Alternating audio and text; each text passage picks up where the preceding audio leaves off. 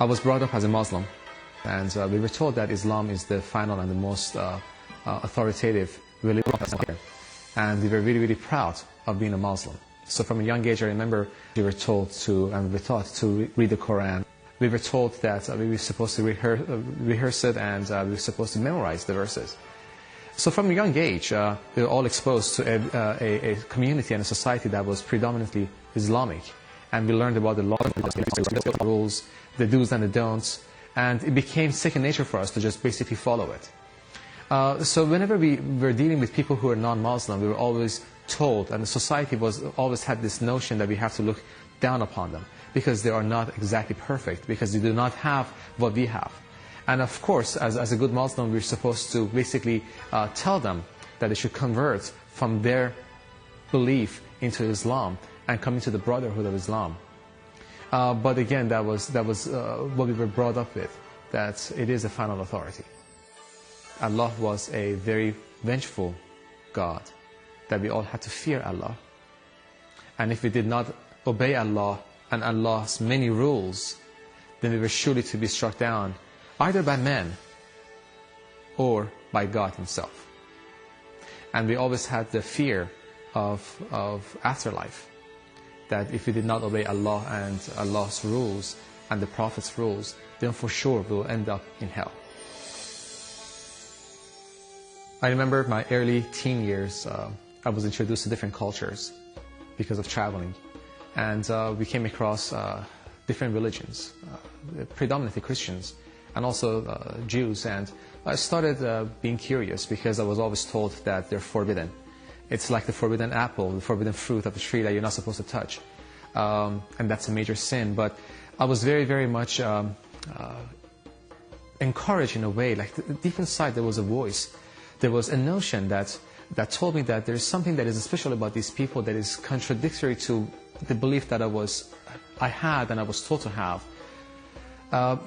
These people were curiously loving. And it was really amazing because a true Christian, somebody who truly believed in their faith, they were practically blameless.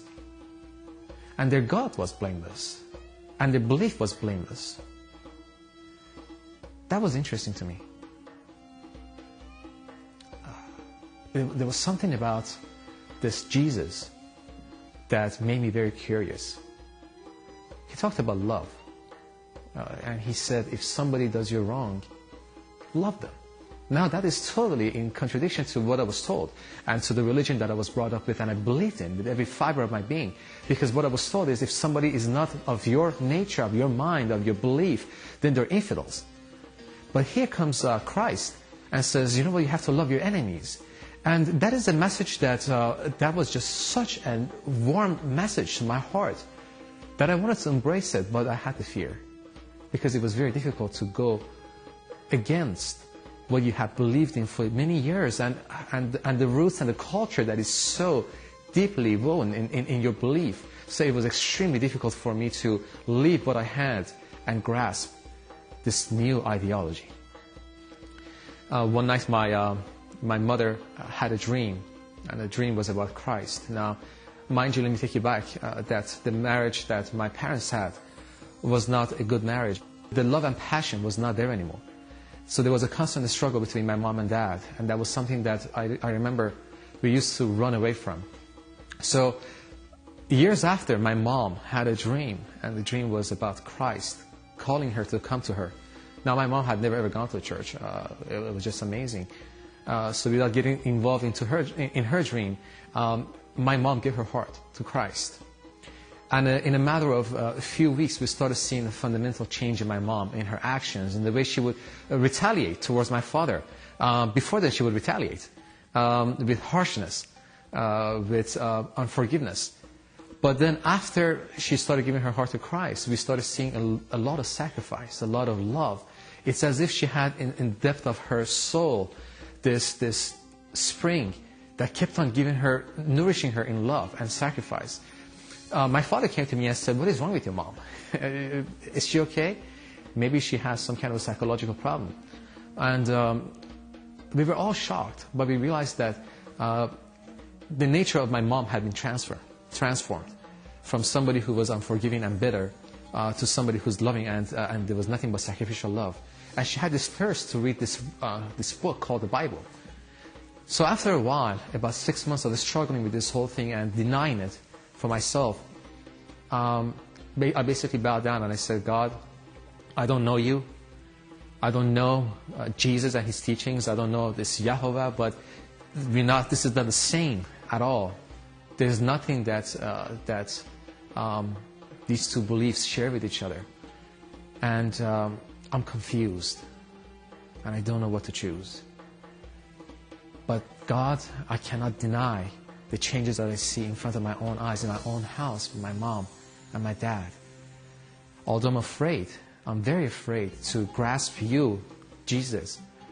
But I want the same thing that my mom has. And if it's Jesus, then I want it. And from that moment on, my life started changing. It was that simple. There was a lot of fear. Fear of not being accepted. Fear of going against the norm, the standard. But when you actually see your own household changes, things, you just cannot deny it with your own mom, with your own parents. It's not somebody else from outside coming and trying to brainwash you. It's not somebody trying to evangelize you and force you to accept their religion and their belief. It's a genuine thing. It's for real in your own household, and there's no way to deny it. That's something that I wanted. And that's something that changed my family and my life. Well, what do I mean when I say change my life? Although I was a Muslim and I knew better what the laws are, but just like many other Muslims, I did not follow it. I only applied it to me when it served my purpose. What do I mean? I don't mean with any disrespect to any other Muslim, but at least for me, I know that I used to do my clubbing as a young man. I used to be involved in a relationship, have a girlfriend. I used to drink alcohol. And these are all things that although Islam says is a no-no, but the majority of the Muslims don't even follow that. I know many Muslims from many different cultures that had girlfriends and drank together and went clubbing. But at the same time, when it was time to fast, they will also fast. So it seemed to be a convenient thing for us to just go into whenever we wanted to. So I was not involved in anything bad, really. Thank God I was never involved in any drugs or anything like that. But I knew that certain fundamental things in my life started changing, such as the view that I had about women, that they were not just an object anymore, that I had to wait and I had to save myself for the one that God had for me. So I immediately changed my lifestyle. I stopped going clubbing. I stopped hanging out with my friends. I decided to basically cleanse my life and not to contradict myself. I just did not want to live a certain lifestyle and then whenever it was convenient for me, tap into my religious cloak and say, no, I'm a religious man. I needed to be genuine. And I remember reading the Bible, and Jesus talked about the Pharisees and said, these guys are religious people who are so pretentious. They pretend to be something else, but there's something else in nature.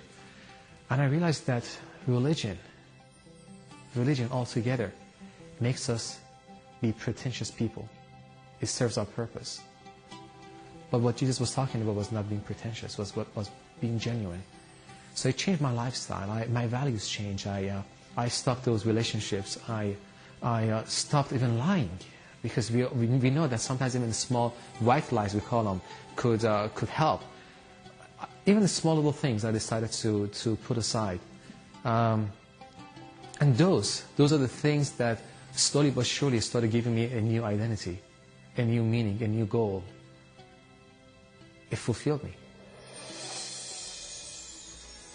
When we talk about understanding different religions other than Islam, it becomes a very difficult choice for many Muslims. So a message that I have for my beloved Muslim friends and family and those who are watching this program is this, that when we hear about different religions, especially Christianity, all of a sudden the walls of doubt go up. We need to differentiate and see, are we afraid of the notion of Christianity because we were told to be afraid? Or are we afraid because we truly don't understand it. I just would like to encourage them to pick up the Bible and read it. Be objective. By reading it, see if it's something that you truly understand. And if it's not something that you don't believe in, then that is fine. At least you have made an educated decision. But for us to make a decision based on what we were told, or based on fear, or based on the standards that was forced upon us, it allows us to not be free people. And it allows us to be in bondage of our own thoughts and ideology. And when we are in bondage and prisoners to our own thoughts, then at that time we become prisoners to other cultures and other people, and we never see ourselves as free people. When I found Christ, I realized that all those doubts, all those fears, all those angers, that was a heart issue.